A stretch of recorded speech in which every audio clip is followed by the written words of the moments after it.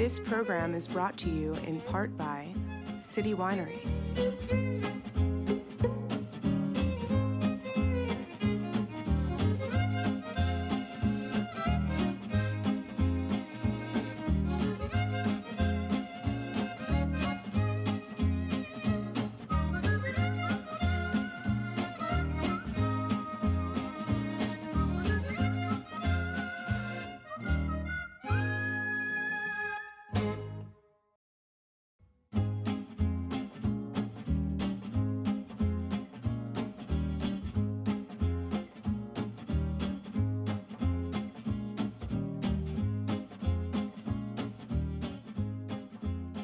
Welcome back to a new episode of Books du Jour. We have a new panel, 3 authors as always, and 3 great books. And let me start with the ladies. The lady, because you only have one. Now I See You by Nicole C. If you corrected me, that was Kear. Inside the Hotel Randa, The Surprising True Story and What It Matters Today by Edward Kear. Is that pretty good? Close enough. Close enough. And Carrie's, of course, which I can say without any problem. And, Christopher Beha, Arts and Entertainment. You're probably wondering why you're here today, but I suppose there's a lot of crossover because we have books about Hollywood, books about a film about Hollywood and a real genocide in Rwanda, and someone who is losing vision. Yeah, this is your debut memoir. Yeah, you have a degenerative illness in your eyes. You know, why did you decide to write a book about your story? What do you find it was? You had to write it, or you think it was someone could gain something from it? Even from early on, after I got my diagnosis, there was this sort of vague sense that maybe one day this experience could cohere in a way that would make a good story.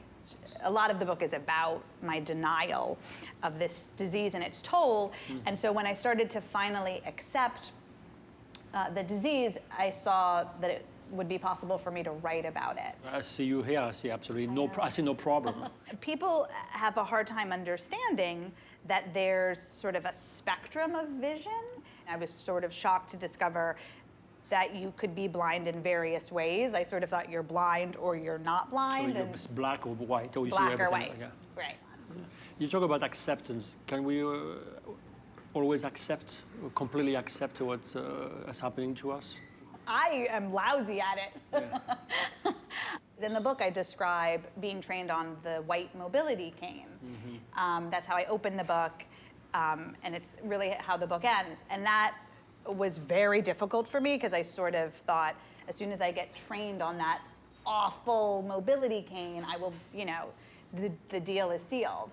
But I did it, and it was, super cathartic and helpful.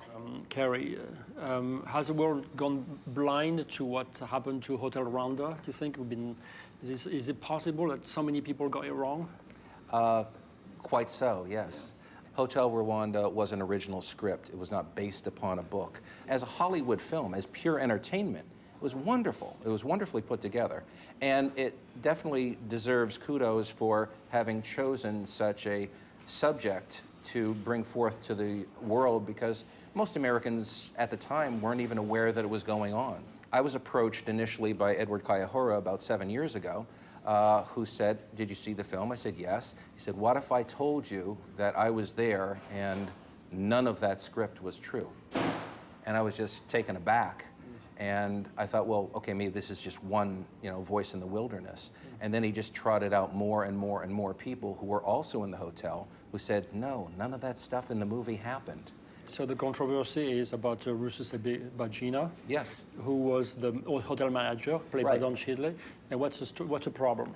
The problem is that the movie states emphatically what Rusesabagina himself says about himself when he asks to be presented as a speaker, which is he single-handedly saved 1,250 people. The truth is he didn't save any of those 1,200 people. The movie tried to portray it that he was intentionally befriending the leaders of the genocide to try to get concessions. The truth was he was friends with them long before the genocide began and was actually a political leader within the radical parties within that nation. You mean the Hutus? Yes, absolutely. And it has nothing to do with him just being ethnically Hutu, because a lot of the people who did get into the hotel were saved by other ethnic Hutus who risked their lives to get those people into the hotel, to get food to them, and so on. So there are so many Hutu who deserve praise for risking their lives at such a time.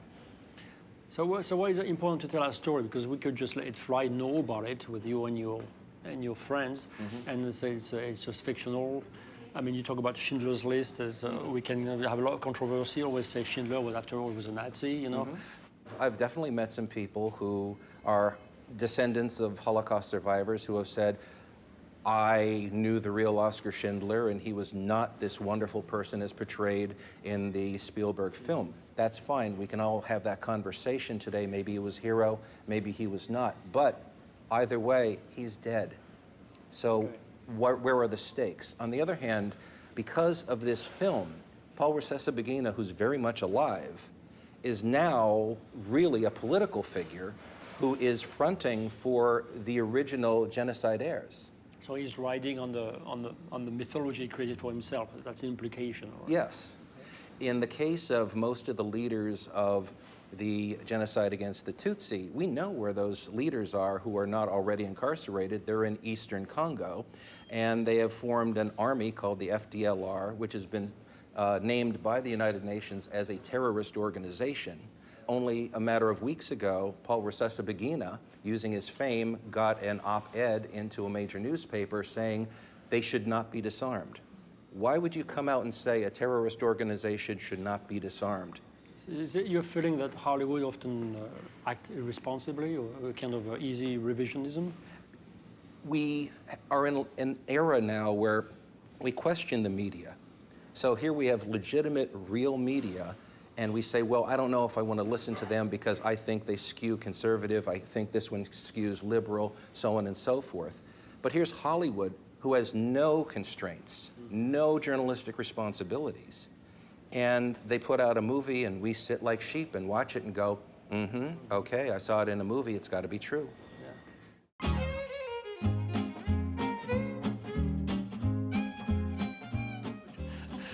You told me you work at Harper's, yeah?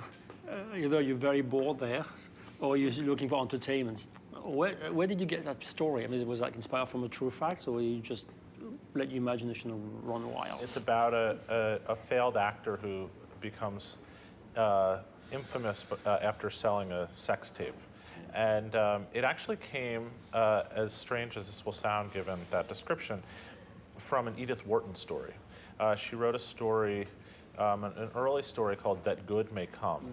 And it's about a bad poet, failed poet, and she includes some of his bad poetry, and it is quite bad, in the story, who is trying to sell a poem to an editor, and the editor says, I don't want to publish your bad poetry, but last night when we were out, you were telling everyone this story about this young woman we know who was out walking with a man other than her husband.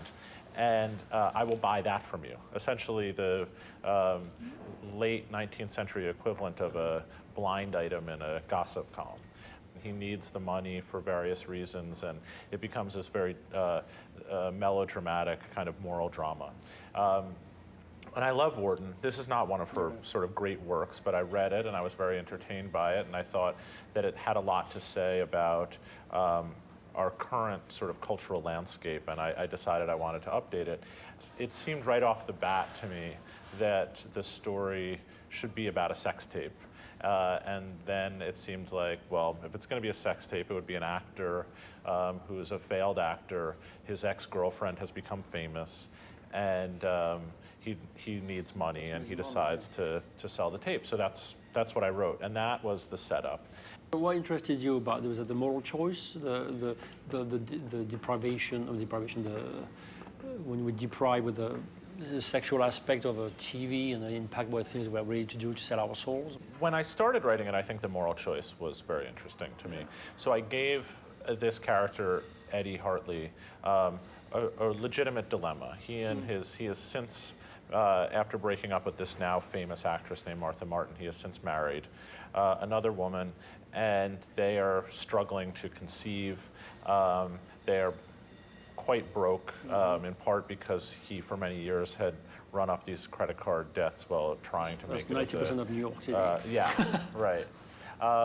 So they want to do in vitro fertilization. It costs a lot of money. So he actually has a legitimate reason to want this money. It's not just greed. And so I wanted to set it up as being an interesting moral choice. I didn't want him just to be a jerk who decided to take advantage of something. Without doing too much in the way of spoiling, I'll say that he winds up on a reality television show and all of the things that one might expect to happen if someone was in a sex tape with a famous actress. Well, you're never quite clear whether he's weak-minded and he can't help but go for the run, or there's a system just suck him into the system. Right. What was your position on that? I couldn't quite tell. He is a passive character in a lot of ways. Someone else suggests the possibility that he could sell the tape, and introduces him to someone he can sell it to. It's not, it's a lot has to do with the world and the kinds of temptations that world offers to people, rather than him being an actively evil guy. There's a wonderful line from the Renoir film, The Rules of the Game. The terrible thing about life is that everyone has their reasons. And I was interested in not writing about a selfish, demonic character, but a fairly average character who has his reasons for doing the things he does, and is given the opportunity to do it. I'm not quite sure what average character means, but it feels to me more like there's a castaway in modern life. The values are not quite clear what it should be. There's nothing to anchor itself. Right. Do you feel like there's a sort of a insipid or sort of a very sneaky moral decay going through media culture or even modern society today? I do. I don't know how sort of deep we want to get at the lunch table here. Well, sorry, my problem is I'm too intellectual. But we can talk about sex, No, I think people find it more interesting. I would love to talk about sex, but a writer that I like very much is Walker Percy, and he has a wonderful book, The Moviegoer, but all of his books are about essentially, you said castaways, and I think that's people who are morally adrift in the world, and about what it's like living in a contemporary world where a lot of the traditions that provided a certain kind of moral stability are gone. People who have some vague sense that they want to be good people, and not a lot of sense of what that requires or what that entails.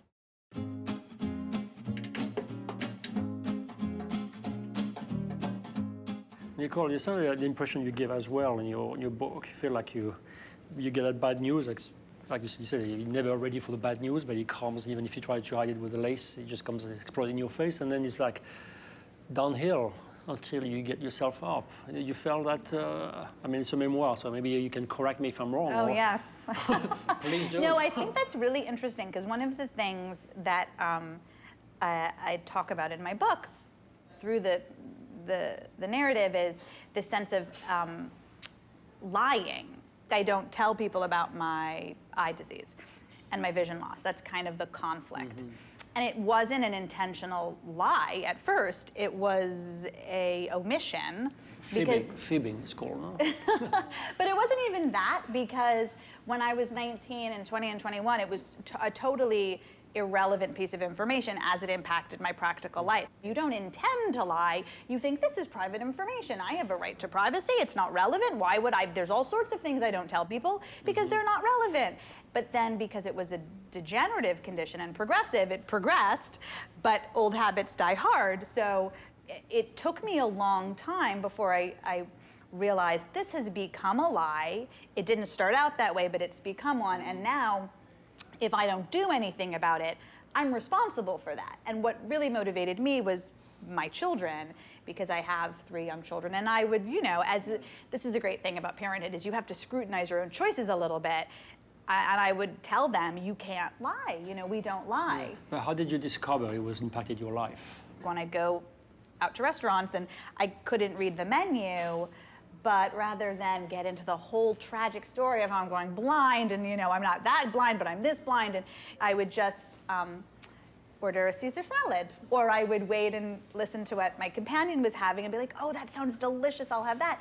And in this way, multiply that by 100 things like that, sleights of hand, and no one ever knew.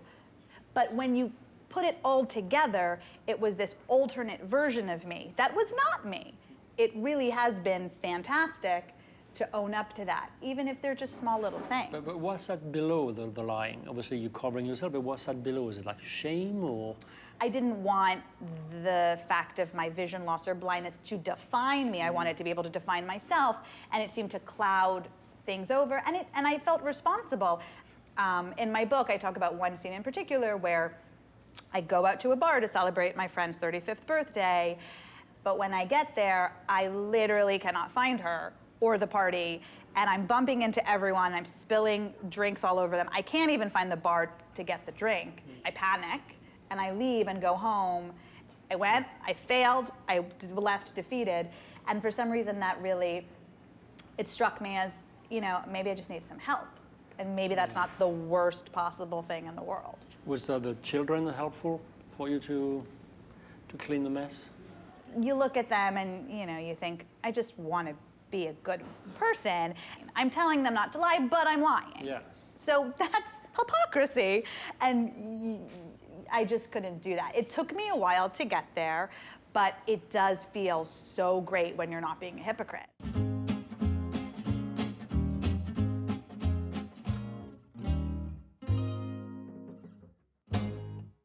I was reading a little bit about Russo Bargina. He got quite a few awards post the film, right? Now, when you know the truth and the alternate story, is anything being done to remove them, or is he's just keeping them, and that's it? I think the situation is it's reached a level of embarrassment, and when that happens, people tend to kind of shut down and get into a siege mentality. Which people? Are you talking people who gave the awards? Yes, exactly. Okay. You don't want to backtrack and come out and be the person who has to say, boy, I really messed up on this, our staff really didn't research this. Mm-hmm. In so many ways, I've really got to hold responsible the filmmakers, because they knew what they were doing. Do you think so? I honestly do. I mean, do I believe at his core Rusesabagina is a con artist? Yes, absolutely. But they didn't have to be taken in by the con when they started to become privy and part of the con. For example, in the movie, the second largest role in the movie is played by Nick Nolte, who plays a Canadian general who is working for the UN. Dallier is the real-life person. Sure. They never contacted Dallier. For the rights, no? For the no, they never got his life rights. Okay. They never even tried to get his life rights. I've talked to Dallier. He was never approached. Most Hollywood films that deal with historic, situations or stories will say, based on a true story. So here they are, intentionally not talking to the second leading character. Why do you do that? You do it, obviously, because you've been tipped off that if you approach this person, he's going to take your script and tear it to shreds and say, this is malarkey, and I'm not signing off on this, and I'm going to go public with it. I spoke to a number of journalists who were covering the genocide. Philip Gurevich, Gurevich and I had a very nice chat about this, and he said he felt people were very forthcoming to him, including Rusesabagina, but in Gurevich's book, no one ever says that he saved people. It's never stated. So it's simply stated that he was the hotel manager. Even when he personally talks to Gurevich about what brought about people's safety, at best he would use the phrase we. And even then Gurevich said it came off as the papal we. So even Gurevich never felt at all that he was being bragged to by this fellow. But on the other hand, by the time Hollywood screenwriters got to the man. So he saw an opportunity. Oh, everything changes. Yeah. So 20 years later, where are we in Rwanda? You know, what we can see by the statistics is it's being touted as the new Singapore. It's being touted as this incredible success story of how does a country come back only 20 years after a genocide. Are there still challenges and problems? Of course. Then again, we have challenges and problems here in America. So, Christopher, you cover politics? Well, I mean, as an editor, I assign pieces that are reported out of Africa. Very often, writers who live abroad and do much more short-term repertorial work for various newspapers and other news outlets, when they see something that's a longer story, in the way that, you know, Gurevich saw this Rwandan story for the New Yorker, when they see something that I don't want to write a 500-word news dispatch, then those writers will come to us and say, here's my experience reporting this. I know the area very well. I know all the figures. And now I'd like to do the, you know, 5, 6, 7,000 word piece that is really going to try and capture that society. So you work in the media. You're very critical of TV, obviously. How do you reconcile that? You think print has a superiority over the visual? I think to be critical of TV when it includes both a show like this and Keeping Up with the Kardashians is like being critical of print. And it doesn't matter whether you're talking about Us Weekly or Proust. A lot of our celebrity culture includes print elements, that includes online elements, that includes TV elements, and gets into Hollywood and everything else. I think a lot about that culture is very sort of corrosive. The idea that people try and emulate these cultural figures, often the cultural figures being fakes in reality TV, that's something that has existed for a very long time. And you know, the first great novel is Don Quixote, right? And what everyone knows about Don Quixote is he was crazy. And he thought that windmills were monsters, and he thought he was a knight when really he was just this peasant in the countryside of Spain. What not everyone knows who hasn't read the book is that the reason he came to have all these misperceptions is from reading bad novels. He read these courtly romances. He read these romances about court life. It's a spoof, no? I mean, yes, exactly. So Cervantes is writing you don't take it literally. Right, but that's exactly the mistake that Don Quixote makes within the book. That's right. Cervantes doesn't take it literally, and he doesn't want the readers to take it literally. The readers are supposed to be laughing at Don Quixote for having taken the books he reads literally, which is just to say that this is not an idea this is not a problem that arose with the era of reality television. This is not a problem of the last 10 years. This is a problem for the whole history of culture, basically, or at least the history of what we would call realism. You know, Madame Bovary, how does she get her idea that she wants to have an affair and live this particular exciting life? From reading bad romance novels. Again, so does Anna Karenina. So I wouldn't make it specific to the medium. It's not about television versus... You find yourself being a moralist at heart, like all good fabulist in the past? Yeah, I'm a terrible moralist. You are. But you're honest about it. But I... But it's good to preach. What I would say is I don't write to preach, though. I think that... Well, that's what moralists do, no? Yeah, I don't do that. I want to tell a story. As I said before, this came out of a very concrete idea. I read this short story. I said, what would happen if we tried to update it? And then I had this idea, and then everything came out of that. But because I have these particular moral preoccupations, those are the elements of the story that are most interesting to me, and those are the elements that emerge in my telling. And somebody else who told this story, you know, could start with the same premise. A guy who's a failed actor who decides to sell a sex tape, and would tell a completely different story. Yes. And that would be, you know, their own sort of thematic preoccupations. Yeah, but what's important is your voice and what you say. Right. You know, and so speculative. But the point being, what I don't do is say, you know, I have these grand ideas about the state of our culture, and you know, what's the story I can find that will help me articulate those ideas. I think no one writes that way. I think no one writes good books that way. But in fact, fact, many people do write that way. But the result is very bad schematic books, I think. What do you read, Nicole? I read considerably less than I used to in general, but I read a lot of, contemporary fiction. I just finished We Are All Completely Beside Ourselves, which is phenomenal, by Karen Joy Fowler. I read a lot of memoirs, Mary Carr, Jeanette Walls. But do they change your world? That's a question. Do they change my world? That's a tall order, but I think they do, absolutely. I mean, I love stories. So you talk about, that's the heart of it all. It's like, what's the story? And I like voices too. So, a great story and a great voice, and then the rest of it comes naturally. Well, I think it's a great place to wrap it. I think life is all about stories and how the story we make ourselves and the one we perceive. My guest, Nicole C. Now I see you, and reading between the lines, perhaps we can see better into the truth of Inside the Hotel Rwanda. I'm going to try again by Edouard Coulier and Kerry Zokos. Yeah. And his name is Christopher Beha, Arts and Entertainment with an S. Thank you very much for being on Books du Jour, and all the best with your book. Thank you. Thank you.